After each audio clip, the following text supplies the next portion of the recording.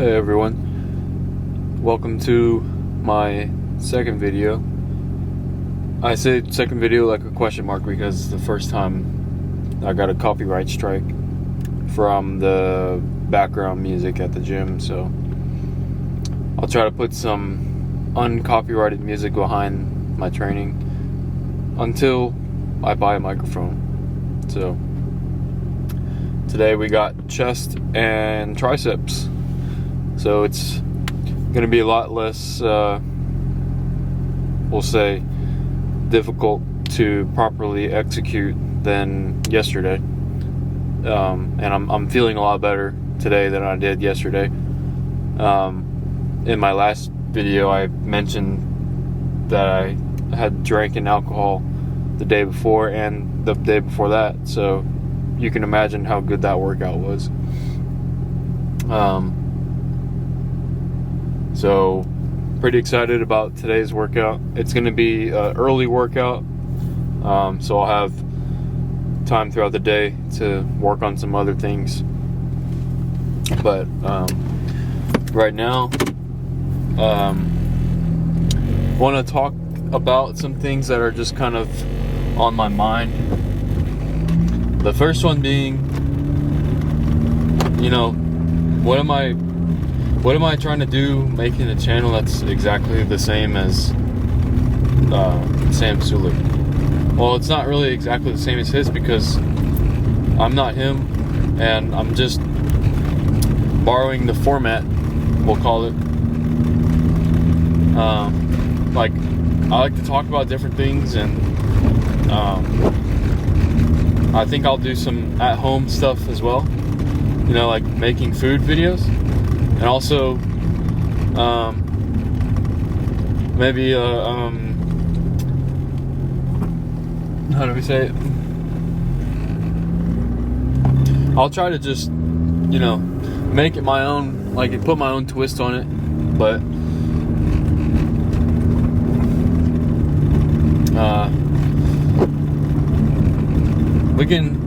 we can talk about uniqueness for a second, because it does mean a lot to be unique, and you have to embrace who you are and not be afraid. For me, that's gonna be something that I get to explore in this new hobby, we'll call it, of mine. Like being able to confidently say things into the camera as they come into my mind, just knowing that what I'm saying is what I believe to be true, and not to be afraid of that. Like not being afraid of what I believe to be true. Sorry, my camera keeps moving. There we go. So yeah, just trying to focus on thinking about everything thoroughly and being confident with what I believe in. And having things to believe in is also important, because if you don't have anything you stand for truly, then what's the point? You have to... Sorry. Alright. You have to know what you believe in, is what I'm trying to say.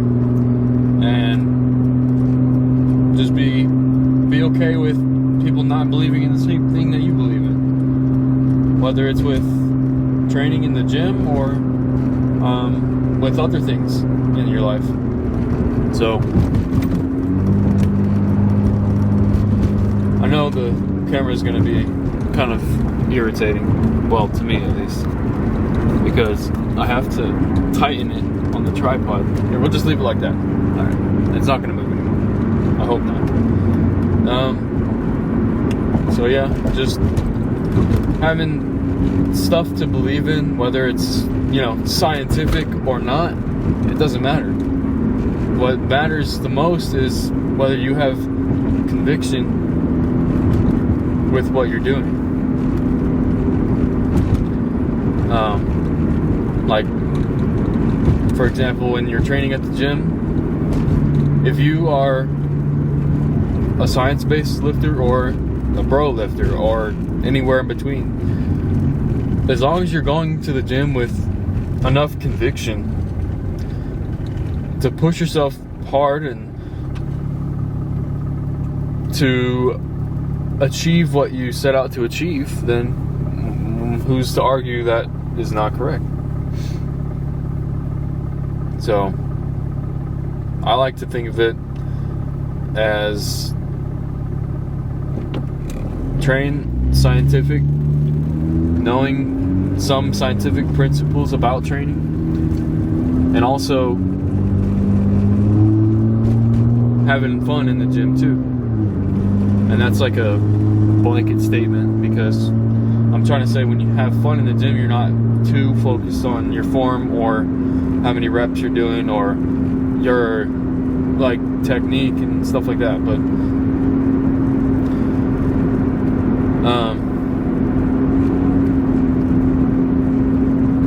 like once you have a good foundation of how to do a workout and the concepts of what makes a muscle pumped up, then you can take that principle and just kind of practice with it for a while. But then it'll be like ingrained in you enough to where you can go to the gym, like me for example right now, and just not think about it. Maybe it's not perfect technique, and that's not even a real thing. Like, nobody can have perfect technique, and people get too caught up on that, especially nowadays. The science has been more popular. People are like trying to call themselves experts and whatnot.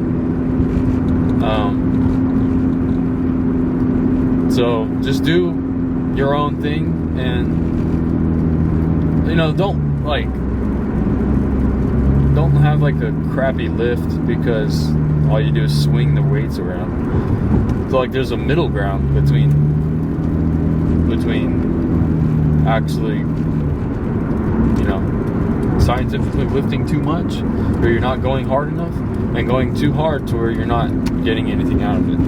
So it's like, find your middle ground, know what that middle ground is deep down inside you, and you'll have a great workout.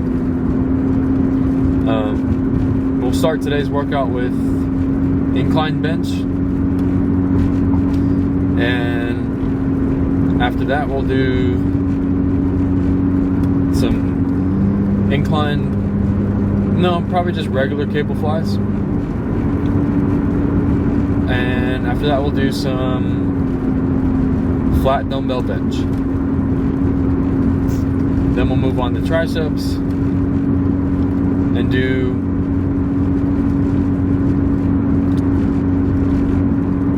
probably overhead dumbbell skull crusher or overhead dumbbell extension, and then a cable push down. Also got some pre-workout with me, and I'm pretty excited.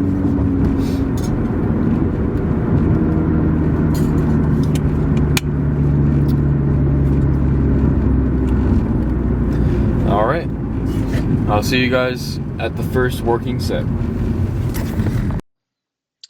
All right, I'm just gonna do a little voiceover for y'all. Starting with 165, so that's a plate with a 10 and a 5 on each side. And my goal is to get this for 12, so let's see how many I get it for. 1, 2, 3, 4, 5. By now I'm like, yeah, I'm not gonna get 12. 6, 7, 8, 9, going for 10. 10.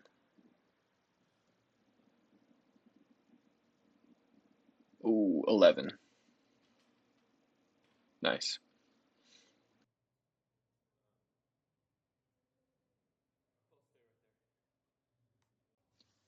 Alright, for the next set, I have the same weight on the bar, but I think I'm going for 10 at least again.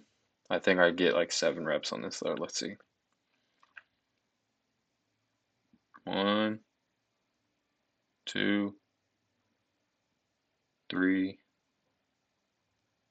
4, 5, 6, yeah, 7. Okay. That's not terrible.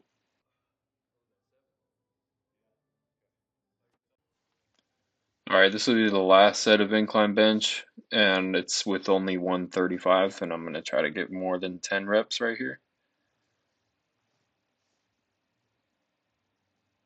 1, 2, 3, 4, 5, 6, 7, 8,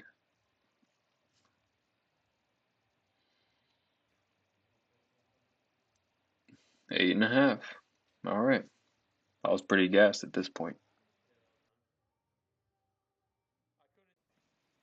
So for the next movement, we're going to do pec flies with the cables pulling back. Get that deep stretch, chest up, pulling the hands together near the face level. Try to get some upper chest activation here. I chose to stagger my feet on like some of the set, and then I was like, do I need to put my feet together? And to be honest, they both felt pretty good. I just kept switching between the two. Um, I think I was doing like 30 or 40 pounds. I do this for the first 2 sets, and then I think I dropped the weight on the last set. Well, actually, no, I do all the same weight for this one. I think I might have left some in the tank, to be honest. Something to learn for next time. Pretty good burn.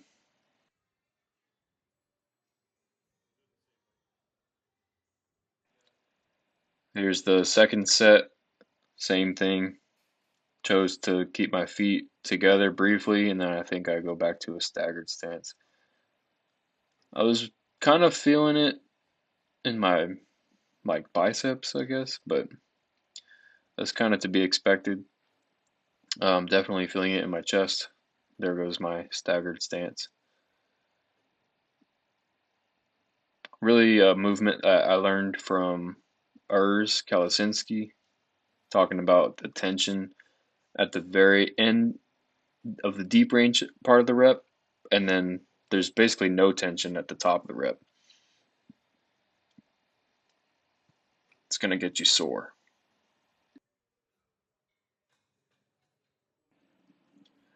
Here's the last set of pec fly with the cables. Really staggered the stance this time, trying to see which one feels better. And I can see my dad looking at himself in the mirror. Yep, we all do the same thing. He's looking good for 55. And here's the last few reps. Really trying to gas out right here, give it everything I got. And I think I go to failure, or what I think is failure. Yep.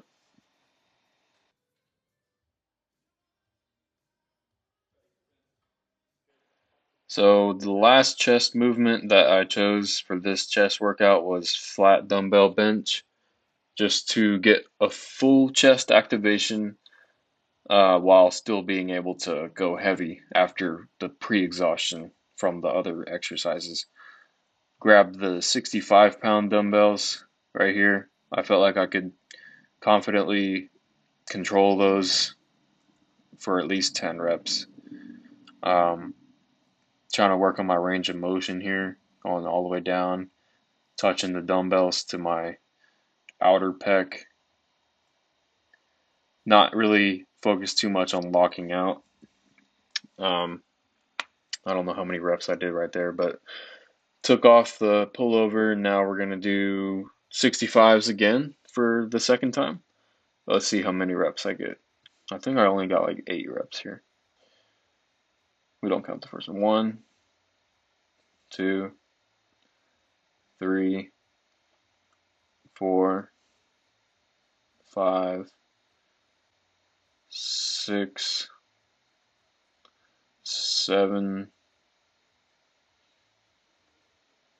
8. Yeah, and I did not have another one after that. After this, I went and grabbed the 50s and took those for about 10 to 12. We'll see. At this point, my chest was pretty done. I was excited to get on to triceps after this. 3, 4, 5,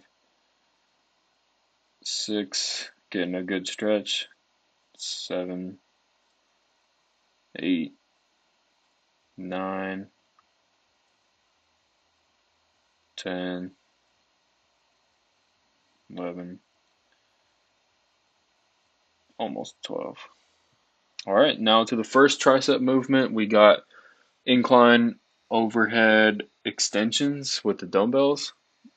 Trying to get a pretty good stretch on the tricep right here, warming up the elbows a little bit. I grabbed the 25-pound dumbbells here and I'm just repping it out, getting a feel for how the triceps are going. I did 4 sets of this. The first set is a working set, but I didn't really start to feel the pump until like the second or third set of these. Um, but the tricep pump was definitely like up there with the chest pump. So it just sometimes it takes a little bit of time to get there. Yeah, just repping these out. I don't even know how many that was. I think I do the 25s again after this. Yep. Uh, it's a little bit of a niche movement. Sometimes people will say don't flare your elbows out. Keep your elbows close together and then lean back more on the bench and then have your hands kind of go behind you more. I like to do it like this because the stretch like feels the best for me, and I feel my elbows out to like 45 degrees, and I'm supinating my wrists a little bit too, just kind of like I'm trying to find the groove that my tricep muscle maneuvers my elbow. It's like trying to go with that groove, if that makes sense. And I can do where my hands are going behind me more to get like a more overhead feel. Um, it's just something to mix up and something I can try next time. But these are feeling pretty good by now. I think those are the 20s. And we just got press downs after this. So I'll probably just add the audio for that.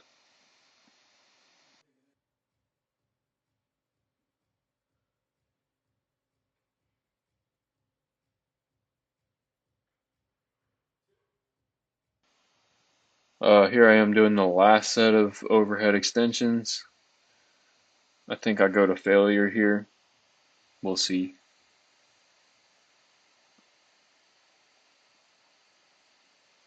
I like the chest and tricep and back and bicep that I'm doing with the altering back and shoulders or chest and shoulders. It's been feeling pretty good, and I like feeling arm pump and chest pump and back pump. All right, here's the first set of press downs or push downs or extensions or whatever you want to call it. I like to think of it as a push down and less of an extension because um, I'm not really like extending my triceps. I'm kind of like just pushing down with my hands and then activating my triceps that way. But you can see my elbows start to come up a little bit, and that's something I've been trying out recently, and it's been feeling really good. Mainly just because I get like a little bit of momentum to push the weight all the way down, and that slow, controlled eccentric all the way up to the top just shreds my triceps. Like, very, very effective, and I'm gonna keep doing it until I don't feel it anymore. So here's my second set. We're doing 4 sets of these, and I do 2 sets at, I think it's like 110 pounds or something, and then the last 2 sets are with 90 pounds. Pretty fun movement, I would say, up there with, some of the best like feeling exercises. And yeah, going to failure on these is really easy. So I have 2 more sets after that. And here's where I drop the weight to 90 pounds. Trying to cheat less on this set. Trying to just burn it out right here because I know the last bit of the workout is coming up.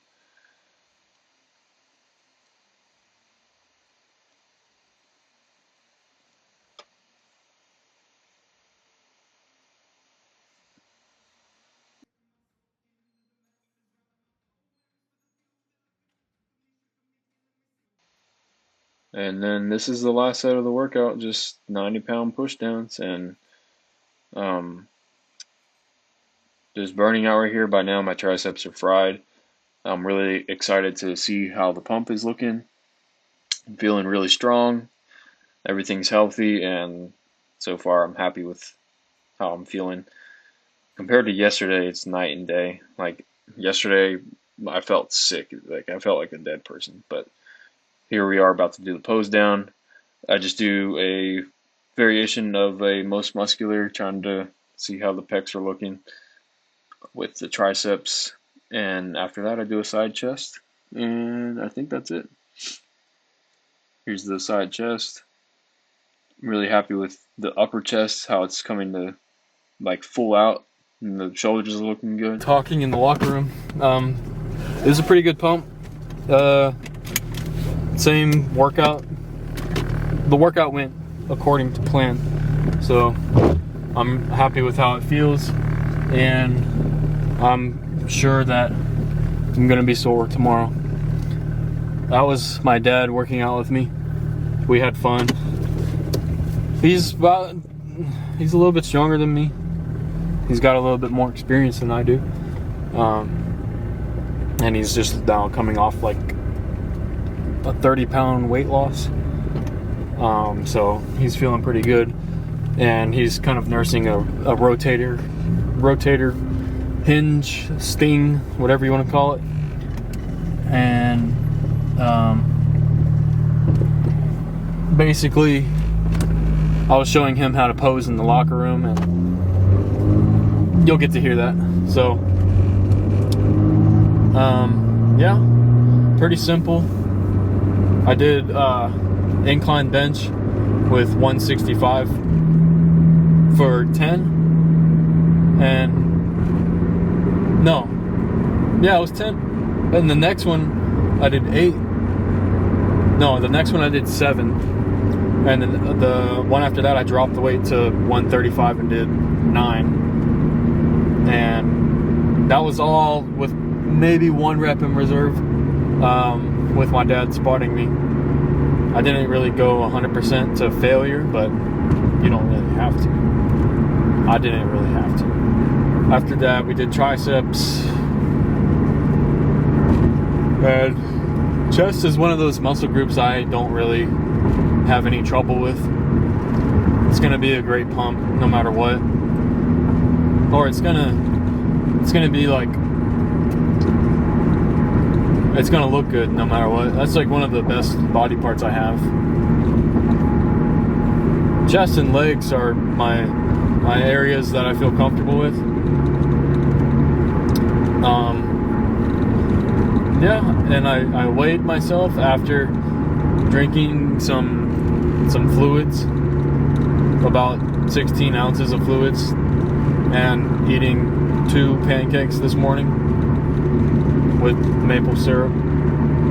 and I weighed in at 197. So my fluctuating weight is probably like 195 to 197, maybe 198, and I want to be at like 200, but I'm not gonna rush it. I'm just slowly adding some size to help the ratio of fat to muscle be like in my favor. So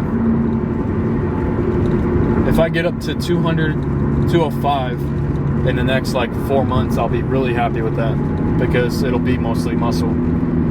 It's obviously going to come with some fat, but the muscle stays on longer than the fat does. So the more muscle I can add, the better it's going to look after I cut. And it's December right now, about to be January 1st. I want to bulk until May or April. So about 4 to 5 more months of steady bulking and increasing my weight by like literally like a pound every other week or a pound every 3 weeks. So like less than half a pound I want to gain per week. And I know I could do a faster bulk if I wanted to, but I don't have there's no need for me to rush. I need to do it lean. And I guess I could talk about my opinion on fast bulking and stuff like that. It's kind of like a new understanding now that you don't have to bulk super fast. You don't have to do like crazy binge bulks to where you're eating like crap all day, every day. And just, I mean, if you've never bulked before and you don't know how to gain weight, then maybe you have to go to that extreme to know what it feels like to gain weight. But then after you understand what it takes to gain weight, then you can, make some better choices about what foods you're putting in your body. I like to keep my diet clean right now, at least 80% of the time. And that 20% of the time where I'm having treats is only that. It's just treats. It's not like the main source of nutrients in my diet. So I want to be like, if 3,400 calories is my bulk number to shoot for, I want to keep that like at least, let's say, rough estimate, 2,800 of those 3,400 calories need to come from whole foods, nutrient dense foods that take up a lot of space in your stomach. Otherwise, those, for me at least, the calories can go up into like the 4,000 to 5,000s. I've had those days before too, where those desserts and sugar, they really taste really good.